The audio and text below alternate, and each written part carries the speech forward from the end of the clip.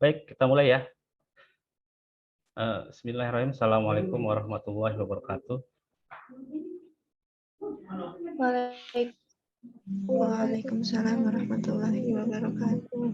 Alhamdulillah, wassalatu wassalamu ala rasulillah, wa ala alihi wa sahbihi wa mawala, la hawla wa la quwwata illa billah. Amma ba'du, raditu billahi robba wa bil islami dina wa bi Muhammadin nabiyya wa rasula. Subhanaka la ilma lana illa ma 'allamtana.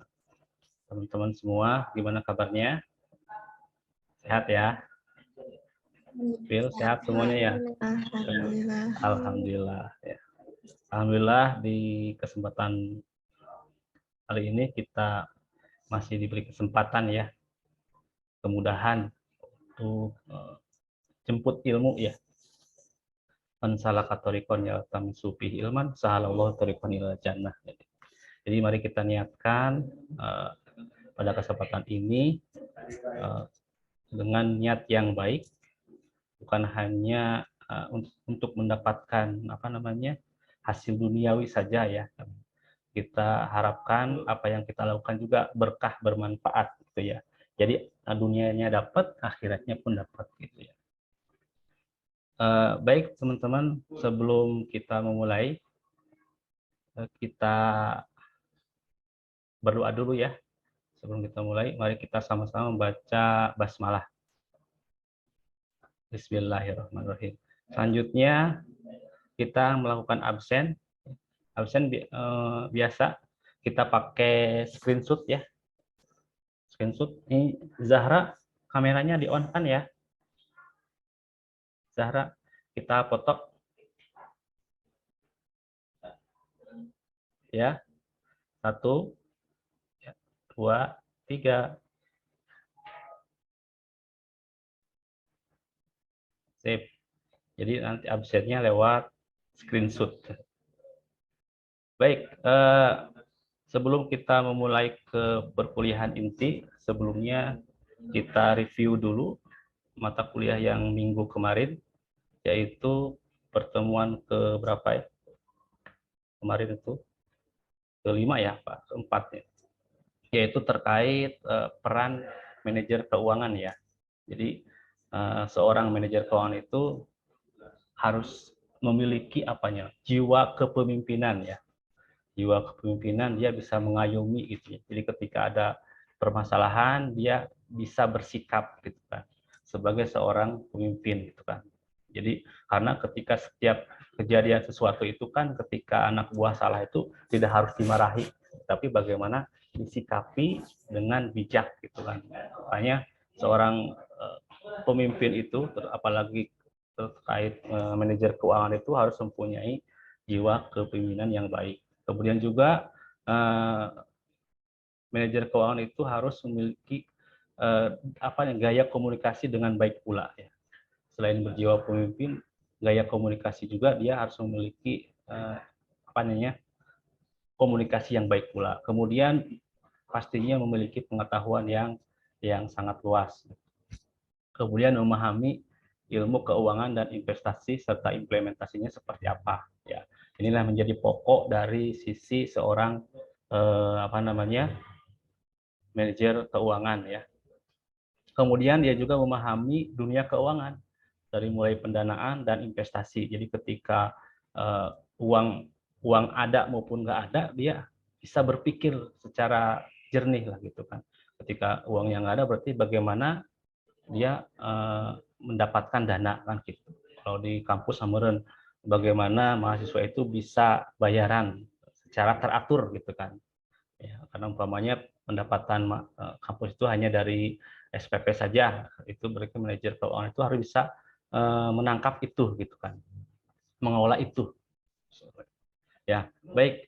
Untuk pertemuan yang hari ini, yaitu kita masuk ke pertemuan time value of money ya versus economy value of time ya. Di mana di sini kita nanti akan menjelaskan terkait nilai waktu dari uang gitu kan. Jadi kalau di konvensional itu uang itu sangat berharga, tetapi kalau di kita di lembaga keuangan syariah ya, yang kita konsen, yang kita pelajari di perbankan syariah, kita mempunyai ekonomi value of time. Jadi bahwasanya waktu itu mempunyai nilai ekonomi ya. Jadi makanya dalam peribahasa al waktu kasaib gitu ya. Indam tabtahu qata'aka. Waktu itu benar-benar harus kita manfaatkan sebaik mungkin, seoptimal mungkin, karena orang yang orang yang biasa dan yang luar biasa mempunyai waktu yang sama gitu. Bagaimana dia bisa mengelola waktu itu dengan baik dan dengan bijak, apalagi dalam sektor bisnis ya, bisnis mengelola sebuah institusi atau organisasi bisnis perbankan syariah. Nah ini bagaimana mengelolanya itu dengan baik. Jadi tidak hanya didasari yang secara konvensional saja gitu kan. Time value of money. Jadi hanya uang itu bukan jadi komoditas ya, tetapi sebagai alat tukar aja, alat tukar. Baik, seperti biasa untuk mempersingkat waktu, nanti teman-teman bisa melakukan sebuah presentasi yang nanti disampaikan oleh Filza, kemudian dimoderatori oleh saudari Popi. Ya, harus teman-teman ketahui juga bahwa capaian dari mata kuliah ini adalah minimal teman-teman bisa memahami apa yang nanti kita pelajari. Kemudian teman-teman juga bisa menganalisis mana ketika dihadapkan antara time value of money dan economy value of time. Ini capaian di dalam perkuliahan di pertemuan kali ini. Baik, mangga untuk mempersingkat waktu saya serahkan kepada saudari Popi sebagai moderator dan Filja nanti menyampaikan penyampaiannya. Silakan.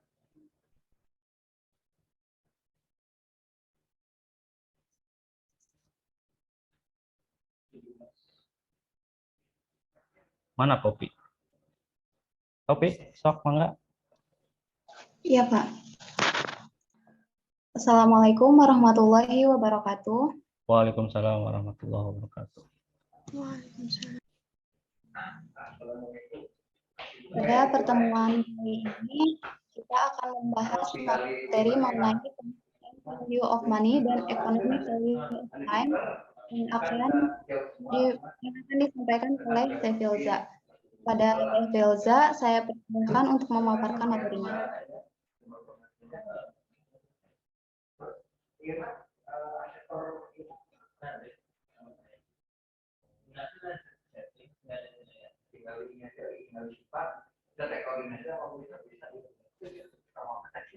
Mangga, Phil.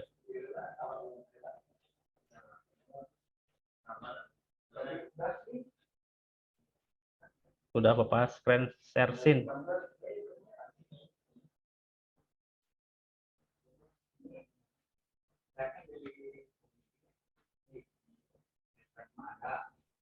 Pak masih loading di sininya. Oh, masih loading.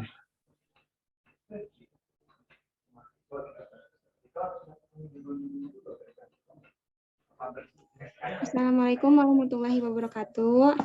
Perkenalkan, nama saya Filza Zahra Adilia Putri. Di sini saya akan memaparkan materi sedikit tentang time value of money versus economy value of time dalam keuangan syariah.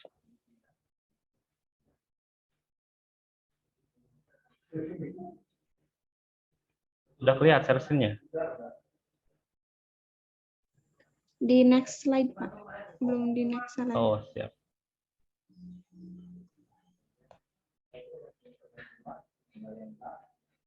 Dah?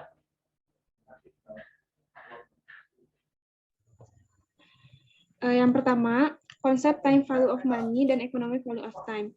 Konsep time value of money secara sederhana dapat diartikan bahwa uang memiliki nilai waktu. Konsep time value of money merintikan proses pembungaan uang secara majemuk. Sehingga proses pajemukan ini memisahkan antara uang atau sistem moneter dengan sektor realnya. Sektor moneter dapat dipastikan keuntungannya, sementara itu sektor real dihadapkan pada kondisi yang serba tidak pasti. Hal ini sesuai dengan ajaran Islam yang lebih efisien dan adil, serta tidak didasarkan pada penerapan metode bunga. Yang kedua, economy value of time, yaitu memiliki nilai yaitu waktu memiliki nilai ekonomi. Hal ini sesuai dengan ajaran Islam yang lebih efisien dan adil serta tidak didasarkan pada penerapan metode bunga. Next. Karakteristik keuangan syariah. Yang pertama, larangan riba, baik dalam tunai maupun barang. Yang kedua, perbankan syariah harus memiliki penjamin aset atau underlying dalam kontrak sewa beli. Yang ketiga, transaksi perbankan syariah harus bebas dari unsur ketidakpastian atau goror dan acak maisir. Yang keempat, di perbankan syariah ditemui konsep pembagian untung dan rugi. Yang kelima, perbankan syariah bukan peminjam atau penyewa, tapi pedagang komersial berlisensi yang ada di bawah Undang-Undang Perbankan. Yang keenam, sebuah lembaga keuangan wajib memiliki dewan syariah atau komite yang disebut lembaga keuangan syariah.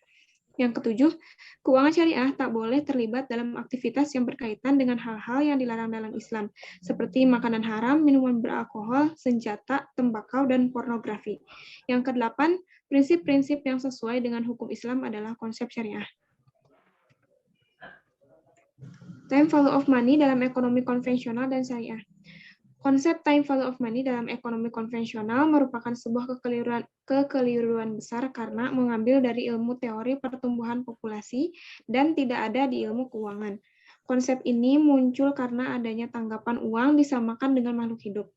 Hal ini memaksakan kreditor untuk melakukan diskon atau bunga terhadap rate tertentu dengan tidak mempertimbangkan risiko terhadap debitur. Kritik atas konsep time value of money. Yang pertama, teknik nilai waktu uang harus diterapkan. Yang kedua, konsep time value of money berasumsi bahwa discounting faktor harus positif. Yang ketiga, konsep time value of money mengasumsikan bahwa ada pasar yang efisien untuk cash flow pada masa yang akan datang. Yang keempat, konsep time value of money beranggapan bahwa perusahaan mampu melakukan ekspansi yang tidak terbatas. Teori akad. Teori akad dalam Islam berasal dari bahasa Arab al-aqd yang berarti perikatan, perjanjian, persetujuan, dan pemufakatan. Kata ini juga bisa diartikan tali yang mengikat karena akan adanya ikatan antara orang yang berakad. Dalam kitab fikih sunnah, kata akad diartikan dengan hubungan, kesepakatan. Secara istilah fikih, akad didefinisikan dengan pertalian ijab, pernyataan penerimaan ikatan, dan qabul, pernyataan penerimaan ikatan, sesuai dengan kehendak syariat yang berpengaruh kepada objek perikatan.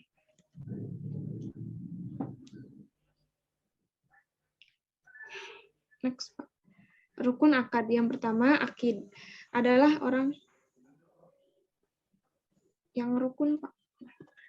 Adalah orang yang berakad atau subjek akad. Yang kedua, makud alaih adalah benda-benda yang akan diakadkan. Yang ketiga, maudu al-akid maudu adalah tujuan atau maksud mengadakan akad. Yang keempat, sigot al-akid sigot al-akid yaitu ijab qabul. Ijab qabul adalah ungkapan yang pertama kali dilontarkan oleh salah satu pihak yang akan melakukan akad, sedangkan qabul adalah pernyataan pihak kedua untuk menerimanya. Asas akad. Pertama, al-hurriyah atau kebebasan. Berdasarkan akad ini, maka para pihak mempunyai kebebasan untuk membuat akad kontrak, freedom of making contract, baik dari segi objeknya maupun dari segi persyaratan-persyaratan lainnya. Kedua, al-musawah atau persamaan atau kesetaraan. Asas ini memberikan landasan bahwa kedua belah pihak yang sedang melakukan suatu akad, perjanjian mempunyai kedudukan yang sama dan setara. Ketiga, al-adalah atau keadilan.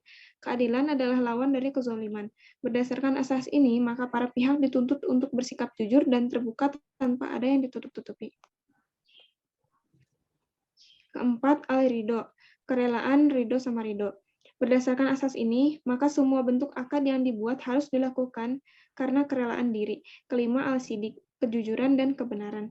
Keenam, al-kitabah atau tertulis. Tulisan merupakan salah satu alat bukti sah yang paling kuat di antara alat-alat bukti lainnya. Kesimpulannya, time value of money atau positive time preference adalah konsep yang menyatakan bahwa nilai uang di masa kini akan lebih berharga dibandingkan dengan di masa yang akan datang. Konsekuensinya, uang harus selalu bertambah dan bertambah karena berjalannya waktu untuk mengkorelasikan antara nilai uang dan waktu. Dalam pandangan ekonomi Islam, tidak mengenal time value of money, karena konsep ini menambah nilai kepada uang semata-mata dengan bertambahnya waktu, dan bukan usaha yang itu dan bukan usaha yang itu justru mengarah pada transaksi riba. Islam justru mengenal economic value of time, yaitu waktu yang memiliki nilai ekonomi.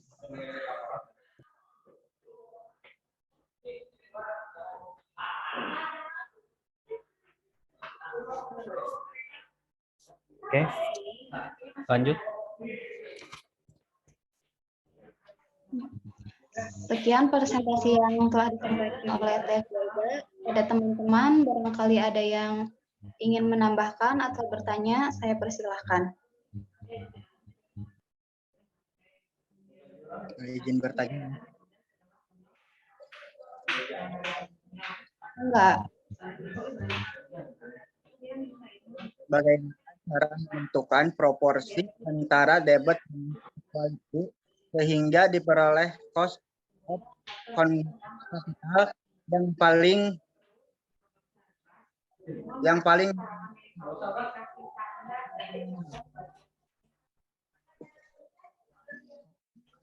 Suaranya putus-putus. Awan.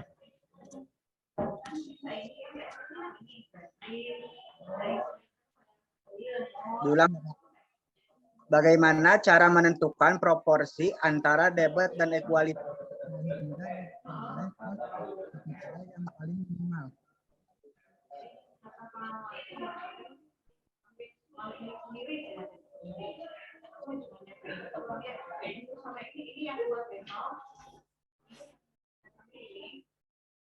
Sudah dipahami pertanyaannya mungkin? Bagaimana?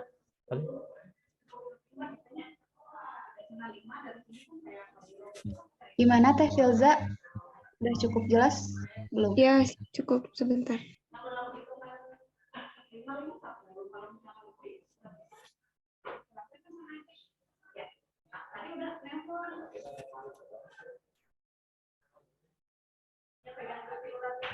Sambil menunggu kepada teman-teman yang lain, apabila ada yang ingin bertanya lagi, boleh.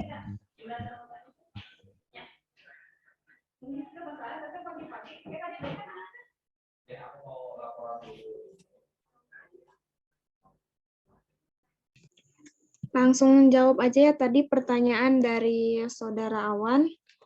Pertanyaannya, bagaimana cara menentukan proporsi antara debt dan equity sehingga diperoleh cost of capital yang paling minimal? Jawabannya, untuk mencari yang paling minimal, perusahaan terkadang perlu mencoba-coba karena agak susah, karena debt sudah ada sekarang. Kemudian, kita harus menentukan debt-nya nanti seberapa besar porsinya dan biayanya.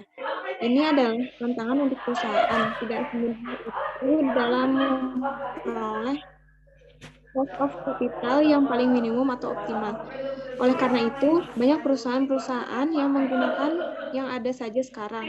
Itu adalah cost of capital-nya, yang digunakan oleh perusahaan untuk membenchmark proyek-proyek baru atau aset-aset baru yang diinvestasikan oleh perusahaan. Jadi ini adalah tantangannya. Kita harus menggunakan optimasi. Kalau menggunakan optimasi secara hitung-hitungan di atas kertas mungkin mudah. Tapi begitu kita mengaplikasikannya itu jadi agak rumit. Karena tidak semudah itu kita mengaplikasikan nilai-nilai yang sudah kita dapatkan secara optimum di perhitungan kertas diaplikasikan secara langsung. Jadi ada optimumnya di mana kita bisa menghitung sendiri. Kita menggunakan teknik optimasi dari fungsi debt dengan equity. Begitu. Awan, gimana jawabannya?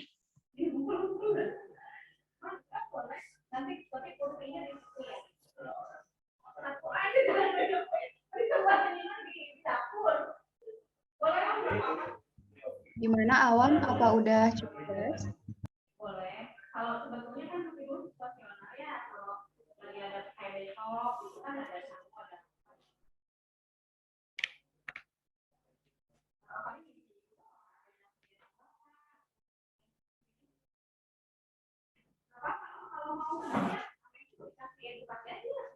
Baik, cukup. Kalau tidak ada pertanyaan lagi, Awan, sudah cukup ya?